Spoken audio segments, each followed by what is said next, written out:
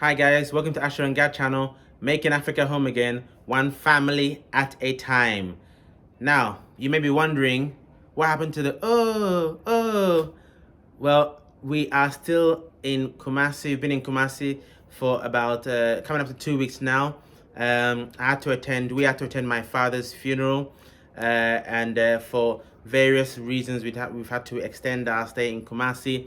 We didn't bring our laptop, so therefore we don't have the our usual editing software. So I've had to use an online video editing software to get this out to you guys, because I didn't want to disappoint, even though I could have done. But that's why you're not hearing the music, and this is rather a non-standard editing tool that I'm going to use for this video. But hopefully the information is still worthwhile to you. So yeah, we're here in Kumasi at my father's funeral. It's been very hectic, very hectic. Been a hectic 3 days of the funeral for us. I'd like to start by saying thank you to all those well wishers, those who expressed sympathy to us, and those who donated as well. We just want to say a massive thank you, and God bless you all, to those who did such. It's really appreciated. For anybody out there who knows what a Ghanaian funeral is like, or let's say a typical Ashanti funeral, it's mad. It's absolutely mad. You know, it's really hectic, very tiring, but very emotionally draining for us as well, for me in particular. But at the end of the day, it's been very successful. If you know anything about the Akan, there's so many laws which, to be fair, sort of lost touch. I'm sort of lost touch with. But picking up again since I came back. So many laws, they call them amamre. You know, this, do this, you have to do this, you have to do this, you have to give this, and you have to give that. Oh my word, it was really a lot to take in. And but yeah, they all had to be done. One other challenge for me is that I hadn't worn a traditional cloth since I think 1996. So I was kind of panicking about that, but I quickly went on to YouTube. You know, we live in a world of information, so if you don't know how to do something, or you've forgotten how to do something, you've got to become a bit rusty. Quickly went onto YouTube, how to wear an Akan traditional cloth. Did loads and loads of practice, and I think I managed to pull it off based on the comments I received on the day. But guys, here's a picture of how I looked during my father's funeral, coming up on your screen. Please give me marks out of 10. Comment below. Give me marks out of 10. Have I worn this red cloth particularly? Did I wear it correctly or not? Marks out of 10, please. Let me know what you think about it. So anyway, so that's where we are now. We're going back to Accra shortly, which will be good to get back to normal business activities also. Right, so what I want to bring to you today surrounding the building, for those of you who are subscribed, you know we started doing a roof screed last week, and if you haven't watched that video, please click up here and you'll see the video I'm referring to. That is out now, all complete. I can't show you the completed picture because we are not in Accra yet. So hopefully you'll see that in another video, but the roof screed is all complete. All right, somebody asked a question on that video about the rainwater down pipes, whether they are in the building or external. The rainwater down pipes are in the building. They are in the structure. So when you go on the roof, when it rains, the roof is to a 4. Okay, when it rains, the rain goes through the pipes, which are within the structure of the building. They only come out of the structure when they enter the ground, and fall towards, if you like, the discharge. Okay, that's when they enter the ground itself. Now, when this was all done, obviously the pipes were put in when the building was being put in, so we were not here. But when I remember when I came down to Ghana and I saw that, I was initially concerned. Oh, why is this in the building? You know, what would happen if you know the pipe broke or something? Then you'd have water coming into the building. And I was told by the builder that this is the way typically is done in Ghana, even though I have seen some exceptions where the pipe has been run outside. But what he did say is, to mitigate, and he showed me, he used the hardest pipe possible. Right? And obviously once it's fixed in place and nothing happens during installation, then nothing will happen to it. It should be absolutely fine. So you use the hardest pipe or the thickest pipe for that rainwater down pipe, and so I was fine with that in the end.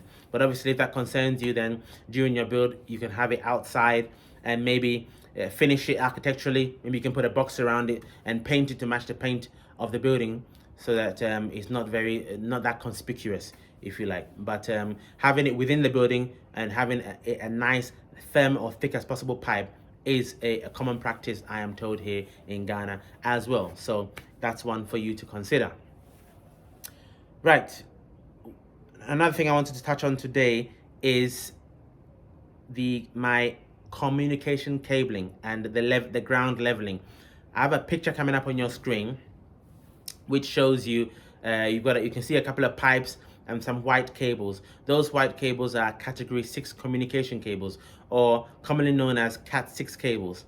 And what happened is we installed those cables quite a while back, before the final leveling of the compound was done and before the decision of how exactly we were going to slope the land came.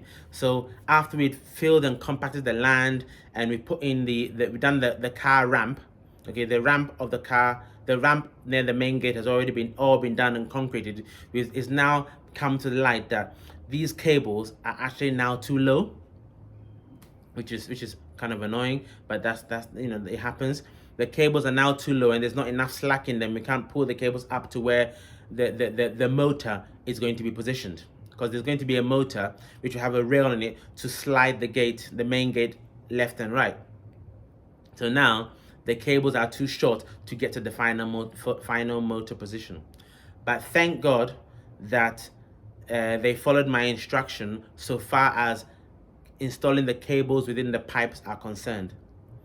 When they were installing the communications cables, because they're quite thick, they're much thicker than normal electrical type cables. Okay, I told them specifically install only one Cat 6 cable per pipe, because what happens, because they're quite much thicker, if you install too many Cat 6 cables in a pipe, if something happens in the future and you need to pull out a cable, it becomes that much difficult to do. Yeah, it's more difficult to pull a cable through a Cat 6 cable through a pipe if there's more than one cable, because then it's got friction. But this one, I give them their dues here. The artisan followed what I told them to do, and once you realized the cable wasn't long enough, they simply, it took just a few minutes, they pulled out the old cable, and I had quite a few spare on site, and just simply pulled in a new cable. Within a matter of 20 minutes, half an hour, we were completely done. Okay. However, if you had too many Cat 6 cables in that pipe, you probably wouldn't have been able to pull it out. Or if you did pull it out, it would have been a big struggle and you may have damaged the other cable. So bear that in mind. When it comes to Cat 6 cables, try not to install more than one in a pipe. Now, you may be thinking, well, why don't we just extend that Cat 6 cable? If it was an electrical cable, very easy. You can easily extend electrical cables. You just join the copper together and you insulate with insulating tape, and you can easily extend it. When it comes to Cat 6 cables, you can extend Cat 6 cables as well, but this is in the ground. If it was in the house, I would simply use what they call an Ethernet coupler or an Ethernet connector to extend the Cat 6 cables. But this is in the ground, and an Ethernet connector or coupler is not necessarily waterproof or not necessarily for external in-ground installations. So that wasn't suitable, which is why we had to, unfortunately, rip out the old cable and install a new cable. We couldn't extend it because the extender isn't waterproof. Okay, so hopefully that will help you guys when you are doing your build. No more than one Cat 6 cable in a pipe. In terms of the ground filling and the compacting, that is, some things are unavoidable because you have to lay all your pipes in the ground before you fill and compact the ground. So just if you got the landscape guy in at that time, and you know exactly what you're going to do, you know exactly how high you're going to fill your land, then maybe make some allowance in the Cat 6 cable that's going to go to your main gate, so that you don't have to pull it out again. Maybe that's a solution that you can follow. In addition to the extra cable we need to pull in, we also needed to chisel the side of the pillar and raise by just about a foot of extra pipe to raise the cable up to where the motor is going to be. Okay, so That's a tip for you there. What's coming up next week in the house build? Next week we finally have our builder coming over to cut the back of the pillars, and he's going to dress it nicely. Obviously the top of the head of the pillars are going to be inside the house, so it's not really going to be that much of a big deal. He's going to dress it and decorate it nicely so it looks nice, okay, so that we can install our main gate finally. And one tip for that is, when we're installing the main gate, the guy who's doing the main gate installation, which is the welder, he's going to, just a bit like the balustrade, same guy actually, he's going to chisel the pillar to expose the rebars, and then weld the steel galvanized gate hinges onto that rebar to make it absolutely firm. Okay, and then after he does that, there'll be about 3 or 4 guys lifting the gate because the gate is very, very heavy. After he does that, the guy who is doing the automated gate, as in the motor and the rack that goes into the gate, needs to be present, because there needs to be a communication and a coordination between those two trades to understand exactly where the rack is going to be, where the personal gate is going to be, and how exactly it moves back and forth. There's a communication that needs to be done there. And also, we want that personal access gate to have an actual lock and key. So the welder also needs to go and get that lock and key at that point in time and fit it within the main gate, or the main personal access gate to it.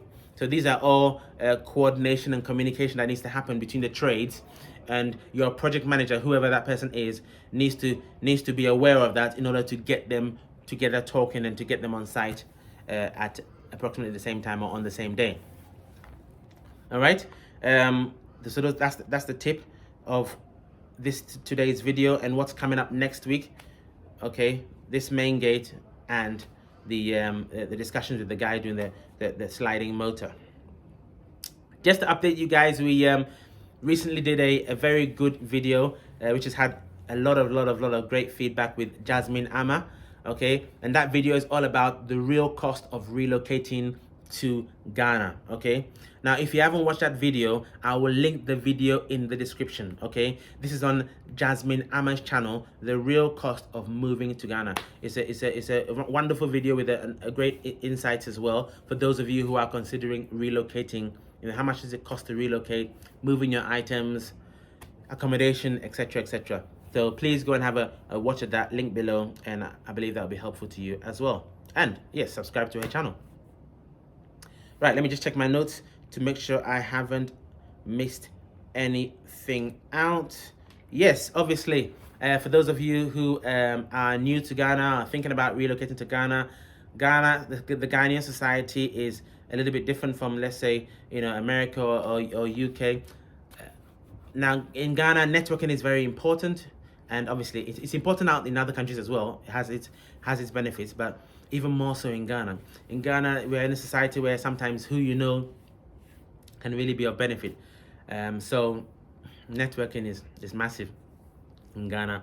I went to secondary school in Ghana, born in the UK, but I moved here just before I turned a teenager, and lived in Ghana for about 8 years. So I have a number of colleagues, school colleagues from secondary school in Ghana. They call it JHS and SHS.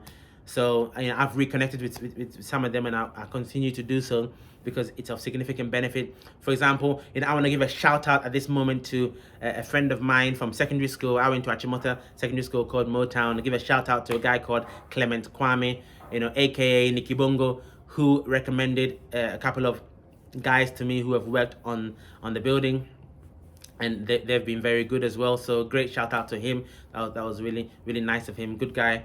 And these are some of the benefits I'm talking about as well, and other things as well. Here's another example. I had to get my Ghana card the other day, and initially I went to the head office, National Identification Authority, I believe, and we turned up about 4 a.m. and the queues were huge, horrendous queues.